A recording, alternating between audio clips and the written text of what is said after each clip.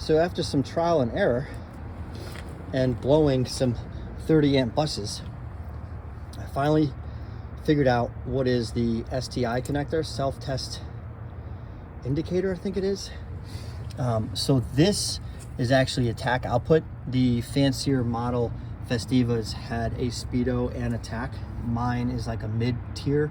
I don't have a speedo, so this is for a factory tack. I'm not exactly sure what this, it's a 6-pin connector. There's only 3 pins in it. I want to say it's a, actually I don't know what it is. This is what I thought was the STI connector. So I first tried these two, grounding them out, and I was blowing 30 amp buses. So over here, I made a little ground wire when I need it. But this is actually the STI connector. I put some red tape on it. It's a single pin, single wire connector. And what you do is you ground that out while the engine's running, and that puts the ECU in base timing mode. And then you loosen these 2 bolts. There's one here and there's one below it on the distributor, and you rotate the distributor clockwise, and that advances the timing. So I took a blade and I marked on the distributor frame here.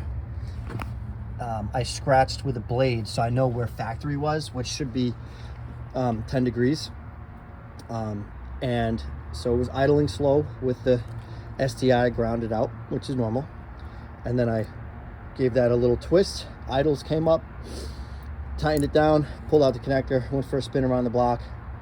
Feels like it runs a little bit better, but I'll have to get on the highway and use 3rd gear and 4th gear to really see, because 4th gear the car falls on its face. It's embarrassingly slow. So we'll see if that actually helped. I have a timing light, and people say, you know, that there's timing marks on the factory crank pulley.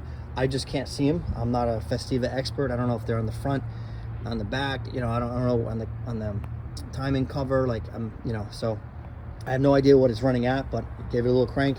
Seems to be running good.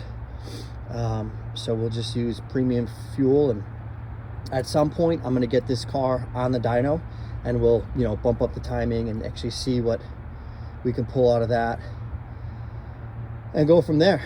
So I still want to get it on Megasquirt 2 so I can get rid of the vane air meter, run my intake tube with the GM LS style intake air temp sensor. That'll, they say you pick up instantly 5 horsepower, and it'll just run a lot better, more efficient without this massive restriction vane air meter. And I also have some long tube headers coming, so more air in, more air out, stronger ignition with all the fun MSD stuff, a couple more degrees of timing.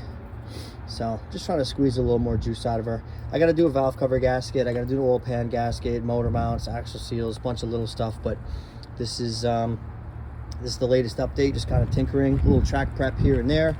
I did take an inch out of the fenders. I'll probably take a little bit more. I got to mock up my fender flares that came in, get the fender flares mounted. I need another alignment, but before I do that, I want to do new control arms, poly bushings, and I need shorter front springs.